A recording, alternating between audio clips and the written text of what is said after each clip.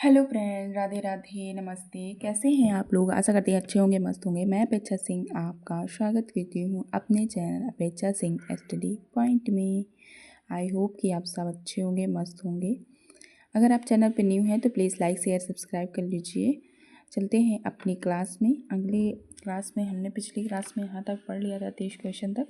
अब हम पढ़ेंगे 31वां क्वेश्चन से। तो चलते हैं, देखते हैं। पहला क्वेश्चन है, राजभाषा नियम 1976 में कुल कितने नियम हैं? 10, 11 या 12 या 13? तो इसका राइट आंसर क्या हो जाएगा? इसका राइट आंसर सी हो जाएगा, 12 नियम हैं। दूसरा प्रश्न कह रहा है, उच्चतम न्यायालय उच्च न्यायालयों में अधिनियमों, विधेयकों आदि के लिए प्रयोग की जाने वाली भाषा का उल्लेख संविधान के किस अनुच्छेद में है? अनुच्छेद 346, अनुच्छेद 345, अनुच्छेद 347, अनुच्छेद 348। तो 32वां का राइट आंसर क्या हो जाएगा? अनुच्छेद 348 है। नेक्स्ट क्वेश्चन कह रहा है, हिंदी के वैज्ञानिक एवं तकनीकी शब्दावली के निर्माण हेतु संस्कृत शब्दों को प्राथमिकता देते हुए उपयोगी शब्द ग्रहण किए जाते हैं। हिंदी भाषा से या मराठी भाषा से या बंगाल भाषा से या सभी मान्यता प्राप्त भारतीय भाषाओं से? तो 33 का राइट आंसर डी हो जाएगा, सभी मान्यता प्राप्त भारतीय भाषाओं से। नेक्स्ट प्रश्न कह रहा है, मानक हिंदी व्याकरण में कारक व व्याकरण कोटि है जो कार्य संपादित करने वालों की सूचना देती है। या बी ऑप्शन कह रहा है, संज्ञा या सर्वनाम के कार्यवाची प्रकार का बतलाती है। सी है, उद्देश्य और विधायक पदों को जोड़ती है। डी कह रहा है, संज्ञा अथवा सर्वनाम पद का क्रियापद से संबंध व्यक्त करती है। तो 34 का राइट आंसर क्या हो जाएगा? डी, संज्ञा सर्व अथवा सर्वनाम पद का क्रियापद से संबंध व्यक्त करती है। प्रश्न निष्ठ कह रहा है, साक्षात रसमूर्ति किस कवि को कहा जाता है? तो किसको कहा जाता है? तुलसीदास को या सूरदास को या घनानंद को या रसखान को? तो इसका राइट आंसर क्या हो जाएगा? इसका राइट आंसर हो जाएगा सी, घनानंद को कहा जाता है साक्षात मूर्ति कवि। नेक्स्ट प्रश्न कह रहा है, राघव चेतन का संबंध किससे है? राम कथा से, कृष्ण कथा से, संतन काव्य से या डी है पद्मावत से? 36 का राइट आंसर डी हो जाएगा, पद्मावत से। नेक्स्ट पेज कह रहा है, बिहारी सस्सई की प्रसिद्धि का प्रमुख कारण है? कल्पना की समाहार शक्तियाँ, बी है नायिका भेद का वर्णन, सी है प्रतीकों का नायक तुला प्रयोग या डी है पिंगल वर्णन? तो इसका राइट आंसर क्या हो जाएगा? बी, नायिका भेद का वर्णन। अब हम नेक्स्ट पेज देखेंगे, बूंदी नरेश महाराज भाव सिंह का आश्रित कवि निम्नलिखित में से कौन था?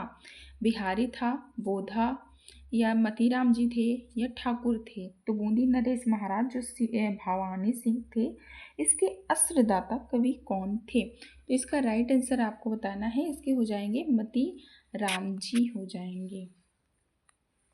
नेक्स्ट प्रश्न कह रहा है, कामता प्रसाद गुरु का हिंदी व्याकरण विशक ग्रंथ जो नागरी पंचारणी सभा काशी से प्रकाशित हुआ था उसका नाम क्या था? हिंदी का सरल व्याकरण या हिंदी का प्रमाणिक व्याकरण, हिंदी व्याकरण, हिंदी व्याकरण व्यवहारिक व्याकरण?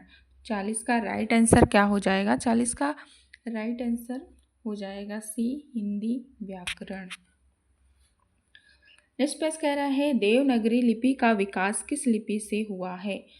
खरोष्टी लिपि से, कुटित लिपि से या ब्राह्मणी लिपि से या गुप्त लिपि से? 41 का राइट आंसर क्या हो जाएगा? किससे हुई है? सी है ब्राह्मणी लिपि से।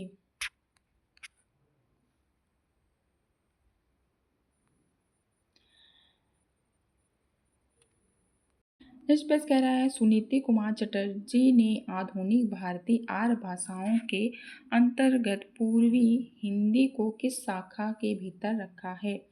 उदीच्य में, प्रतीच्य में या प्राच्य में या दक्षिणात्य में? तो इसका राइट आंसर क्या हो जाएगा? इसका राइट आंसर 42 का सी हो जाएगा, प्राच्य में।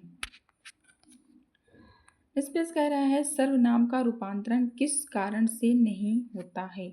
वचन से, लिंग से, पुरुष से या कारक से? तो 43 का राइट आंसर क्या हो जाएगा? बी, लिंग से नहीं होता है सर्वनाम का रूपांतरण। नेक्स्ट प्रश्न कह रहा है हिंदी के सर्वनाम के कारक के कितने भेद होते हैं? 8, 9, 7 या 6? तो 44 का राइट आंसर सी हो जाएगा, 7। नेक्स्ट पेज कह रहा है हिंदी का प्रथम व्याकरण लिखने वाले विद्वान हैं जेशुआ कैटलर या किशोरीदास वाजपेयी या जॉर्ज ग्रीसन्स या कामता प्रसाद गुरु जी? तो इस 45 का राइट आंसर क्या हो जाएगा? ए हो जाएगा। जेशुआ कैटलर ने सबसे पहले व्याकरण किसने लिखा था? जेशुआ कैटलर ने लिखा था। नेक्स्ट पेज कह रहा है हिंदी के प्रथम समाचार पत्र का स्वरूप कैसा था? मासिक था, पाक्षिक था, दैनिक था, साप्ताहिक था? तो 46 का राइट आंसर हो जाएगा डी, साप्ताहिक था। हिंदी का प्रथम समाचार पत्र का स्वरूप कैसा था? साप्ताहिक था। इसमें मिलान करना है, बताना है कौन सा असंगत है। अफसोस फारसी शब्द है या कैंची तुर्की शब्द है या गमला पुर्तगाली शब्द है या कारतूस अंग्रेजी शब्द है? तो इसमें बताना है निम्नलिखित में से कौन सा असंगत शब्द है? तो इसका हो जाएगा कारतूस, अंग्रेजी शब्द नहीं है। आपको कमेंट करके बताना है, मैंने अगली क्लास में पढ़ाया था सारे, तो आपको बताना है कारतूस कहाँ से आया हुआ शब्द है। नेक्स्ट प्रश्न है प्रसिद्धि कहानीकार विजय दान देथा कि उस कहानी का नाम क्या है जिस पर अमोल पालेकर ने पहली नाम से फिल्म बनाई थी? दुविधा, अनेको, हिटलर या बनिया का चाकर या साधु की कमाई? तो 48वां का राइट आंसर क्या हो जाएगा? ए, दुविधा। इस पर कह रहा है अपरूप के कवि कहते हैं जयशंकर प्रसाद को या विद्यापति को या बिहारी को या निराला को? तो इसका राइट आंसर बी हो जाएगा, विद्यापति को आपरूपी कवि कहते हैं। नेक्स्ट पेज कह रहा है भारतेंदु हरिश्चंद्र के निम्नलिखित नाटकों में से कौन सा उनका मौलिक नाटक नहीं वरन अनुनिदित नाटक है?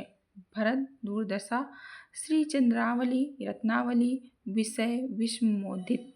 तो इसका 50 का राइट आंसर हो जाएगा सी, रत्नावली।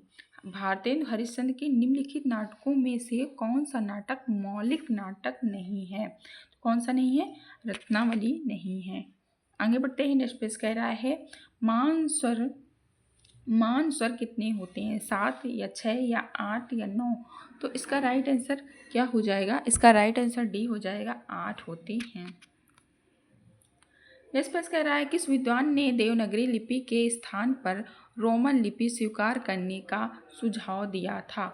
सुनीति कुमार चटर्जी ने, भोलानाथ तिवारी ने, काका कलेलकर ने या उदय नारायण तिवारी ने? तो इसका राइट आंसर क्या हो जाएगा?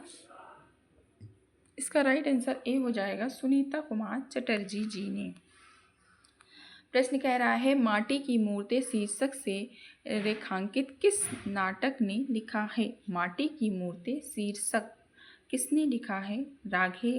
राघव ने, फंडेश्वर नाथ रेणु ने, महादेवी वर्मा ने या रामवृक्ष बेनीपुरी ने? तो 53 का राइट आंसर डी हो जाएगा, रामवृक्ष बेनीपुरी ने लिखा है। माटी मूर्ति के शीर्षक रेखांकित किस लेखक का है? तो ये रामवृक्ष बेनीपुरी का है।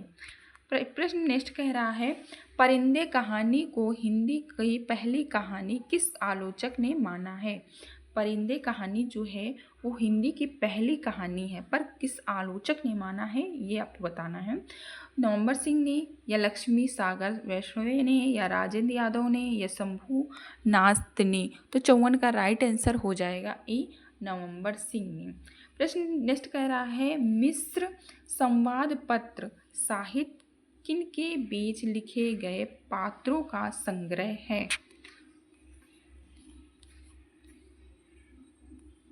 तो ये किसके बीच लिखा हुआ संग्रह है? राम